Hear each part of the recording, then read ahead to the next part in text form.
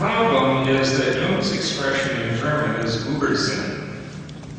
And given the style of Jung's writing in the Red Book, and what we just heard from Jung, the Red Book and other characteristics of the book, it is impossible to encounter this word without hearing the footsteps of Nietzsche's Übermensch, quietly walking beside Jung as he struggles with the question of meaning in the midst of chaos. Or, as Nietzsche's Zarathustra would have it after the death of God. Übermensch, which was originally translated as Superman, or you might find it Supreme Man, is now more commonly translated as Overman, implying that state which is beyond the closure experienced by the last man in Nietzsche's great prophetic work, Zarathustra. Overman calls from the future and transcends the human condition as it stands at the end of the hereafter. Needless to say, Übermensch suffered an unfortunate and misguided fate later in the 20th century.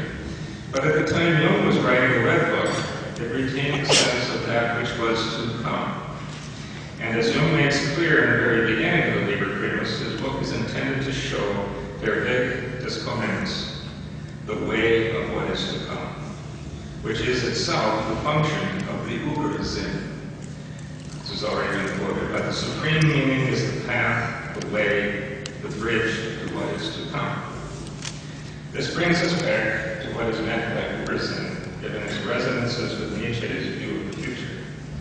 Jung gives us an important clue at the outset in his first use of the term, where he writes, "The spirit of the depths took my understanding and all my knowledge and placed them at the service of the inexplicable, the paradoxical. He robbed me of speech and writing for everything that was not in his service, namely the melting together of sense and nonsense, which produces the supreme meaning." Now, just as Nietzsche proposed that the Übermensch was beyond good and evil, another of his expressions which suffered from more than its share of misunderstanding, it would seem that Jung's understanding of Übersinn, or the experience of meaning that transcends our conventional sense of the word, depends as much on nonsense as it does on the rational sense of the world.